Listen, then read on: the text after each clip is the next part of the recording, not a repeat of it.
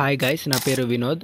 I'm a BTech student. అయితే ఈ వీడియోలో ఎవరైతే స్టూడెంట్స్ బీటెక్లో జాయిన్ అవ్వాలి అనుకుంటున్నారో వాళ్ళకైతే ఒక కన్ఫ్యూజన్ అయితే ఉంటుందన్నమాట. ఏంటంటే ఐటీ బ్రాంచ్ తీసుకుంటే ఫ్యూచర్లో ఎలా ఉంటుంది, ప్లేస్మెంట్స్ ఉంటాయో, ఎలాంటి జాబ్స్ చేయొచ్చు అనే డౌట్స్ అయితే ఉంటాయన్నమాట. అయితే ఈ వీడియోలో నేను వాటన్నిటికి కూడా క్లారిటీ అయితే ఇవ్వబోతున్నాను.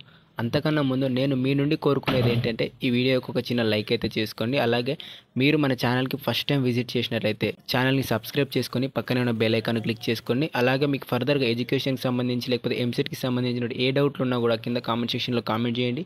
నేను మీకు అక్కడ రిప్లై అయితే ఇస్తానన్నమాట. సో బేసిక్గా ఐటీ అంటే ఏంటంటే ఇన్ఫర్మేషన్ టెక్నాలజీ అనమాట. ఇది అండర్ గ్రాడ్యుయేట్ లెవెల్లో బీటెక్లో ఒక బ్రాంచ్ అనమాట. ఇంకా మనకు తెలిసిందే, బీటెక్లో జాయిన్ అయితే 4 years అయితే చదవాల్సి ఉంటుంది. అప్పుడే మనకు బీటెక్ డిగ్రీ అయితే చేతికి అందుతుంది.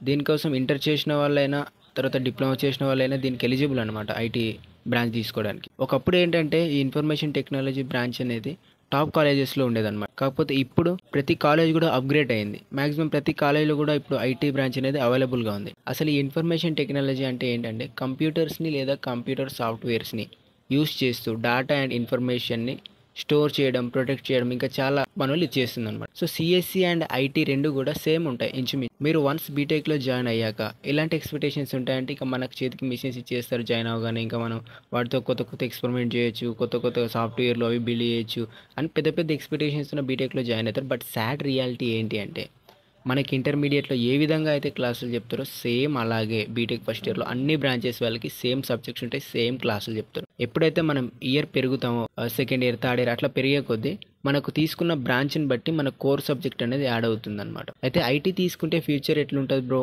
అంటే మనం ఐటీలో 4 years సక్సెస్ఫుల్లీ కంప్లీట్ చేస్తే మంచి సీజీపీఏతో జాబ్స్ అయితే ఉంటాయి గైస్. లైక్ ఎట్లాంటి జాబ్స్ అంటే software developer, testing engineer, application developer, IT technical content developer, like ఇట్లాంటి జాబ్స్ అయితే ఉంటాయి అనమాట. సో కాకపోతే ఇక్కడ ఏంటి అనేది పర్సంటేజ్ అనేది మ్యాటర్ అనమాట. పర్సంటేజ్ ఇంకా స్కిల్స్ అనేవి మ్యాటర్.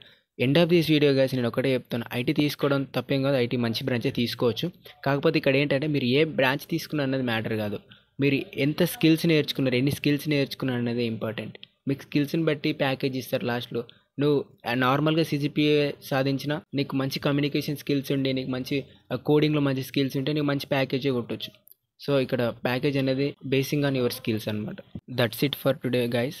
ఈ వీడియో మీకు ఏమాత్రం ఇన్ఫర్మేటివ్గా అనిపించినా లైక్ చేయండి. అలాగే ఇలాంటి మరిన్ని ఎడ్యుకేషనల్ పర్పస్ కానీ తర్వాత ఎంసెట్ రిలేటెడ్ వీడియోస్ కోసం మన ఛానల్కి సబ్స్క్రైబ్ అవ్వండి. అలాగే పక్కన ఉన్న బెల్ ఐకాన్ క్లిక్ చేసి నోటిఫికేషన్స్ అన్నీ కూడా ఆల్లో పెట్టుకోండి.